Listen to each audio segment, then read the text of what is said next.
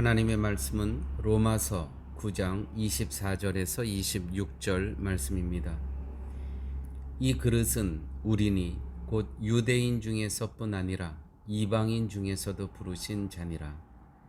호세아 그래도 이르기를 내가 내 백성 아닌 자를 내 백성이라 사랑치 아니한 자를 사랑한 자라 부르리라. 너희는 내 백성이 아니라 한 그곳에서 저희가 살아계신 하나님의 아들이라 부름을 얻으리라 함과 같으니라. 오늘 본문을 시작하면서 이 그릇이라는 것은 진노의 그릇입니다. 본질상 진노의 자녀였던 저희들, 그런 저희들을 하나님께서 부르셨다는 것이죠. 로마서 5장 20절에 이와 같은 말씀이 있습니다. 율법이 가입한 것은 범죄를 더하게 하려 함이라. 그러나 죄가 더한 것에 은혜가 더욱 넘쳤나니. 죄가 더한 것에 은혜가 더욱 넘쳤나니. 하나님이 은혜가 십자가를 통해서 나타나게 된 것은 우리가 하나님의 진노 아래 있기 때문이었습니다. 하나님의 은혜는 진노 아래 있다는 우리들의 본질을 떠나서는 생각할 수가 없습니다. 그런데 많은 사람들이 진노 아래 있다는 인간의 본질을 과거의 일로만 여깁니다. 예수 믿기 전에 처했던 과거의 본질로 여겨버리고 예수를 믿는 현재에는 나와 상관없는 일로 생각합니다. 사도 바울이 예수님의 십자가의 은혜에 대해서 깊이 감사하고 주님의 피만 자랑할 수 있었던 것은 진노의 자식이라고 하는 자기 본질 속에서 주님의 십자가를 생각했기 때문입니다. 그러므로 교회 여러분, 우리는 다시 출발점으로 돌아가야 됩니다. 신앙생활은 끊임없이 출발점으로 돌아가는 겁니다. 거기서 다시 출발하는 겁니다. 출발점이 어디입니까? 성도에게 있어서 십자가의 자리입니다.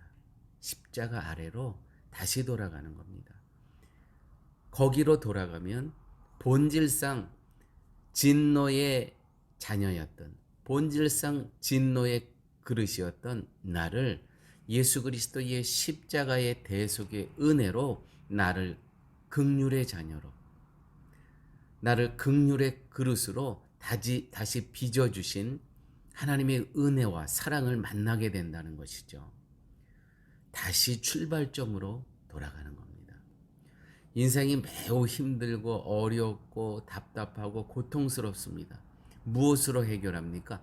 다시 출발점으로 돌아가는 것입니다. 십자가의 은혜의 자리. 거기를 보게 되면 그것에 진노의 그릇이었던, 진노의 자녀였던 내 모습이 거기 있다는 것이죠. 거기서부터 출발할 때 오늘 나의 고통, 오늘 나의 아픔, 그 큰 은혜와 기쁨과 비교할 수 있는 겁니까? 에베소서 2장 1절에서 3절 말씀입니다. 너희의 허물과 죄로 죽었던 너희를 살리셨도다. 그때에 너희가 그 가운데서 행하여 이 세상 풍속을 쫓고 공중의 권세 잡은 자를 따랐으니 곧 지금 불순종의 아들들 가운데서 역사하는 영이라.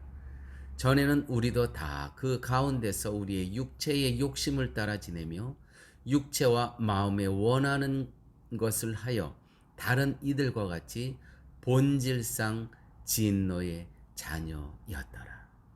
본질상 진노의 자녀였더라. 본질상 진노의 자녀인 우리를 건져주신 주님의 은혜를 기억하며 살아가는 존재들, 그들이 바로 성도라는 것입니다. 오늘 말씀 로마서 9장 25절에서 26절 말씀을 제가 다시 읽도록 하겠습니다. 호세아 그래도, 호세아서로 돌아갑니다. 호세아 그래도 이르기를 내가 내 백성 아닌 자를 내 백성이라 사랑치 아니한 자를 사랑한 자라 부르리라. 너희는 내 백성이 아니라 한 그곳에서 저희가 살아계신 하나님의 아들이라 부름을 얻으리라 함과 같으니라. 이 본문에서 내 백성, 하나님의 아들, 이건 가당치도 않았다는 것이죠. 그런데 하나님께서 그 자리에서 내 백성, 하나님의 아들이라고 부르신다는 것입니다. 이 말씀의 초점은 어떤 자리에서 백성이 되었고 아들로 부름을 입었느냐, 이것이 중점입니다. 이 말씀 가운데 하나님께서 나를 하나님의 내 백성, 하나님의 아들로 부르셨다는 것에 중점이 아니라 어떤 자리에서, 어떤 자리였습니까? 진노의 자리, 심판의 자리, 나는 지옥으로 갈 수밖에 없는 그 자리에서 하나님께서 바로 그 자리에서, 그 비참한 자리에서 근데 너는 내 백성이다, 너는 내 아들이다 불러주셨다는 것이죠. 그러므로 우리는 본질상 진노의 자녀였음을 우리의 신앙생활에서 삶 가운데 늘 기억합니다. 기억해야 됩니다.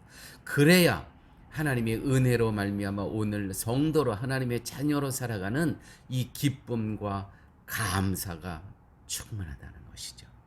사도 바울이 호세아의 예언을 인용하면서 성도가 부름받은 것에 대해서 언급하는 이유는 부름받았다는 사실에 대해서 기뻐하기보다는 불러주신 하나님의 은혜, 불러주신 그 자리를 기억하면서 더욱 하나님의 은혜가 크심을, 그리스도의 십자가의 은혜가 고귀함을 깨닫게 된다는 것이죠.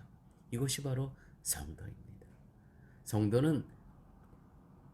성도들이 크게 실수하는 것이 있습니다. 그것은 자신은 하나님으로부터 부름을 입을 만한 자격이 있다는 것입니다. 나는 하나님께서 나를 자녀 삼아 주셨어.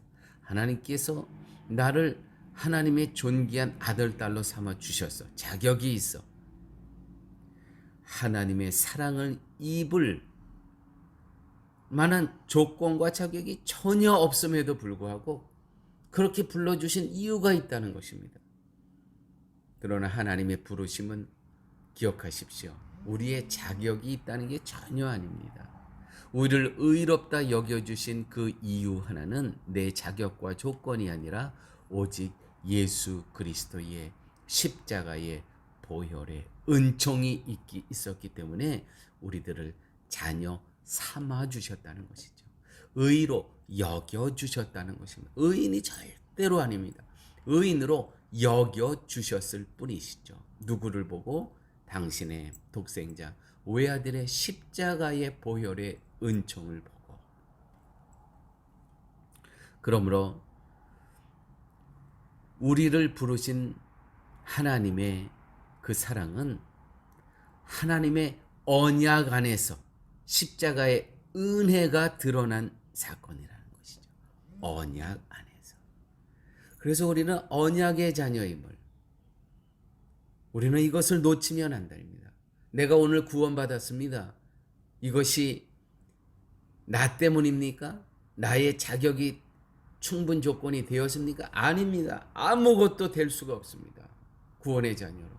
단지 언약이 있었기 때문에, 약속이 있었기 때문에, 아브라함과 이삭과 야곱을 통해서 오신 그 약속이 이미 주어졌기 때문에 그 약속을 이루시기 위해서 당신의 사랑하는 아들조차도 십자가에 달려 죽게 하시고 우리를 구원하여 주신 이것은 언약 때문에였음을 우리는 기억하셔야 됩니다. 인간의 힘으로는 구원의 근처에도 갈 수 없다는 것을 말씀하고 계시는 것입니다. 그러므로 성도는 내가 구원받은 자임을 자랑할 것이 아니라 이 구원을 십자가의 은혜 안에서 허락하신 하나님의 사랑을 자랑하며 살아갈 존재라는 것뿐입니다. 다 함께 기도하십니다. 아버지 하나님, 감사합니다. 하나님의 자녀될 조건과 자격이 전혀 없음에도 불구하고 이렇게 십자가의 은혜로, 예수 그리스도의 그 사랑의 은혜로 저희를 의롭다 여겨주시고 자녀 삼아주신 이 사랑, 하나님 감사합니다. 이것은 우리를 보시고가 아니고 하나님의 약속 때문에, 하나님의 언약을 기억하시며 오늘 우리가 이 구원의 기쁨을 누리고 있음을 기억하면서 늘 하나님의 사랑을 자랑하고 예수 그리스도의 십자가의 은혜만을 기뻐하며 살아갈 수 있는 저희의 삶 되게 하여 주옵소서. 모든 말씀 예수님 이름으로 기도드렸습니다. 아멘.